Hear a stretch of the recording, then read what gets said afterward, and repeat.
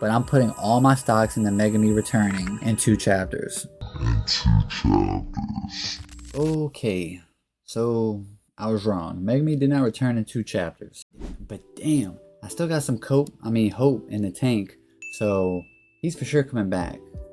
I wonder, is this what like Nobara fans felt like? Speaking of Nobara, say sayonara to Miss Nobara. But we knew that already because of Gege's recent comments. Before I hop into talking about the chapter, I'm just going to keep it a buck with y'all.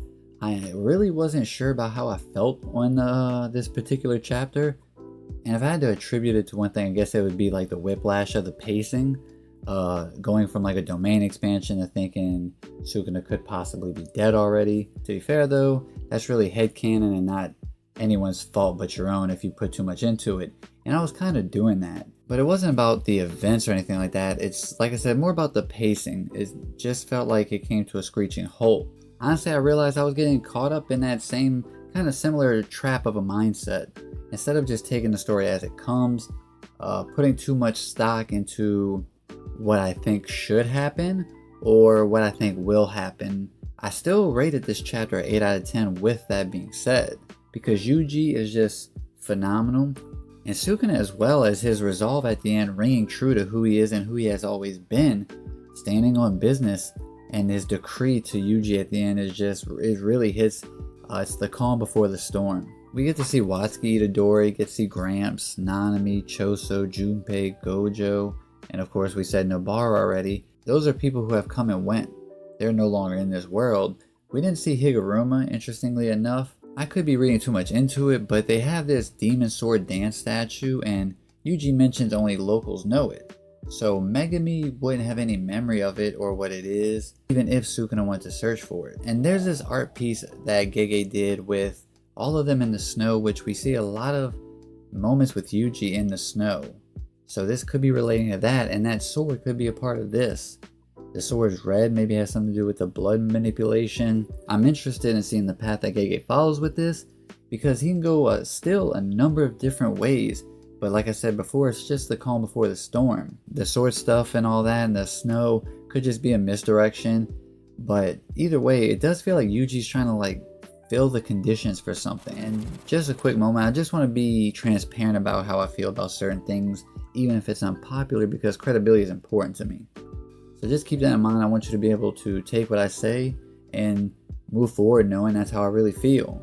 I look back and realize that when Yuji beat Mahito, there was no like sudden stop in pace or tension, or I guess height maybe is a better word for it. I think that's kind of the point in a sense, where Mahito won the ideals that day. That Halloween night, I should say, Mahito did win. You know, he made Yuji acknowledge and come to the ugliness of what his role is, or what he thinks his role should be. Eliminating curses indiscriminately, that's Yuji's role as a cog, that cog mentality.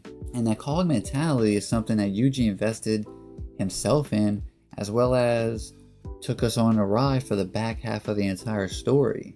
I equate the plane that they're conversing in before this battle is something along the lines of like Naruto and Jubi Obito, or even a more recent reference, Chihiro and Sojo from Kagurabaki. We're getting Yuji trying to show Sukuna a little bit of humanity, everyday life, the smaller things, and that's like small moments that are memories that are everlasting that you can impart to someone when you leave, and then they can pass it down to their kids and their kids. Even if your everyday life is filled with menial tasks, a role is a role. We all have a part to play in society and humanity. Yuji is picking up. He's becoming like humanity's soul. There's nothing really happening here in terms of events, just good old uncle and nephew time. Sukuna is starting to kind of pick up, and he's getting bored with everything, telling Yuji that he knows what he's showing him. He understands. It doesn't ring true to him. Much how Yuji felt about the place he's from. Sukuna starts to catch on what's happening here. Yuji pities him. Yuji is pitying Sukuna because he can't know what that feels like.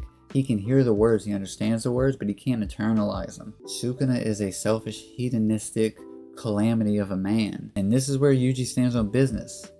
He tells Sukuna he has the ability to kill him, so release Megami and return back in his body, he'll let him live.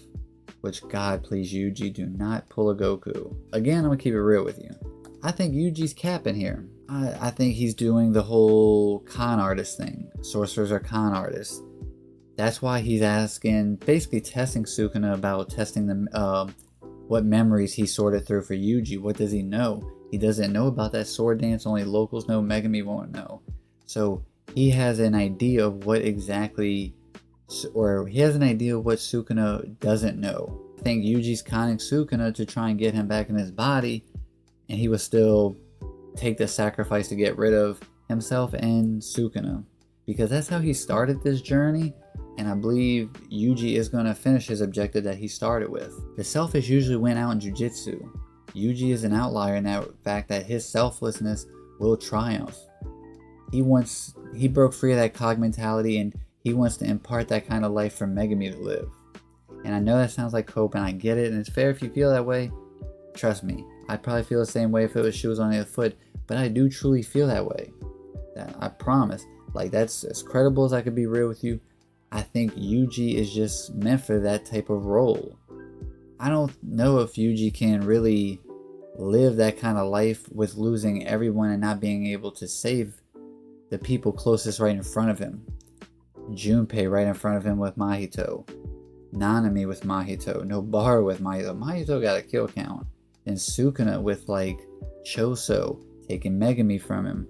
There's all these moving parts of like being taken away from Yuji, and he never has any say so, but this is one time that he wants to save Megami, and he's offering up, he's trying to con Sukuna into getting back in his body. We get Sukuna's response to Yuji telling him that he has the ability to kill him. He tells Yuji that he's not only just going to kill him, but he'll basically kill everyone around him. And it's like, so isn't that what he was doing anyway? Come on, Sukuna, try something new. We still don't know everything that's going on with the domain itself, or what's happening outside in the actual fight.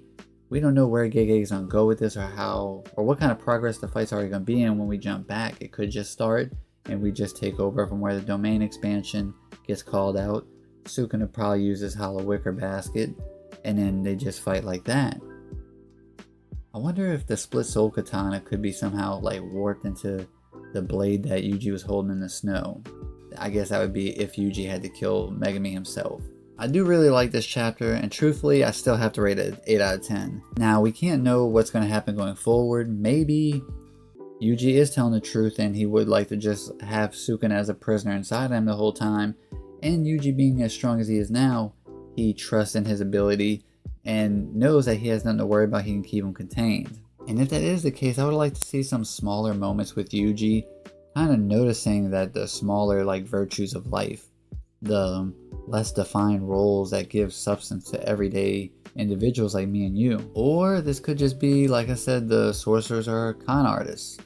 Yuji banked on Sukuna not reading through his memories, so he was testing Sukuna out to see what kind of memories he picked up from Fushiguro.